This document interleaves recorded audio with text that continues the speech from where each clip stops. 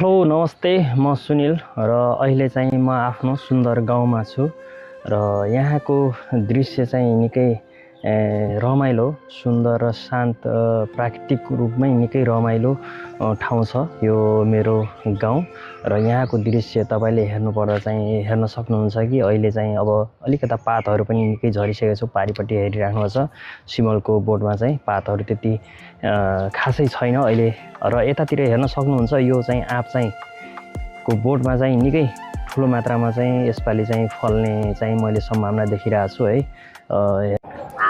म अलिकता तल गएर म तपाईहरुलाई म केही भिडियोहरु म खिचेर चाहिँ तपाईहरुलाई म देखाउने गर्छु। यो भर्याङबाट म तल झर्दै छु। यो बगैँचाहरु यो गमलामा लगाइएको छ र यो चाहिँ हाम्रो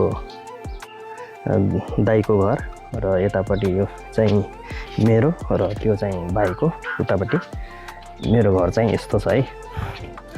तपाईहरुलाई म अलिकता देखाउँ है। मेरो घर यस्तो छ। यो आँगन भयो है। आँगनबाट चाहिँ यस्तो दृश्य देखिन्छ। यतापट्टि यो देउता घर र यतापट्टि यो भान्सा घर। यता चाहिँ यो हाम्रो छोरोको चाहिँ यो साइकल यो स्कुल जाने बेला चाहिँ चढेर जाने गर्ने साइकल हो यो र यतापट्टिबाट चाहिँ यसरी देखिन्छ हाम्रो आँगन र यहाँबाट त्यो गेटबाट चाहिँ बाहिर निस्किने हो। तपाईलाई म अलिकता बाहिर गएर म देखाउँछु है त। यो चाहिँ हरियो गहुँका बाला अनि रहेको पोखरीमा छेउमा आपका बोट र यो चाहिँ लक्ष्मणियाको आधारभूत हेल्थ पोस्ट र छेउमा रहेको यो सानो पोखरी जुन कि माछाहरू टन्नै छन्।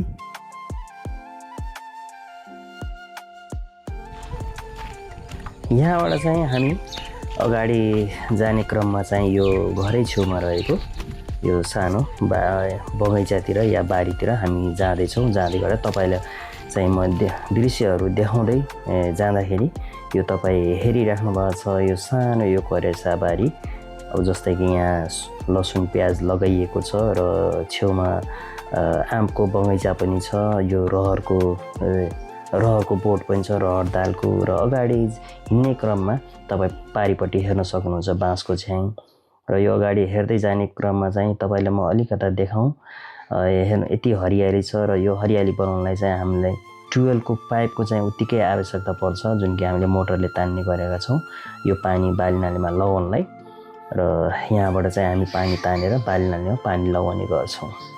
यो अगाडि हेर्नु हुँदैछ यही बालीनाली यही मोटर पम्पबाट हामीले यति हरियाली वातावरण चाहिँ बनाएका छौँ। यो पानीको पनि निकै ठुलो महत्त्वपूर्ण हुँदो रहेछ यो बालीनालीमा।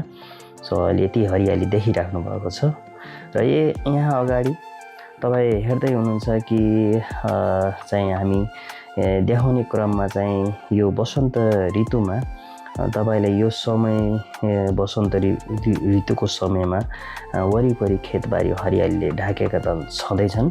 कतै गहुँले त कतै तोरीका फुलहरूले गाउँको रौनक वातावरण झनै सुन्दर बनाइदिएका छन्। यस्तो रमाइलो मौसममा गाउँको प्राकृतिक सौन्दर्य झनै मनमोहक देखिन्छ क्या।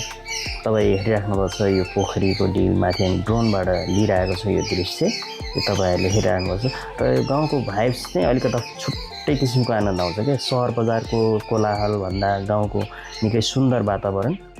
यो त अहिले हेर्नुभयो मेरो गाउँको दृश्य र यही नै यथार्थ हो र मैले तपाईलाई देखाएको यो गाउँको दृश्य मेरो आफ्नो ठाउँको दृश्य कस्तो लाग्यो प्लिज कमेन्ट गरिदिनु होला।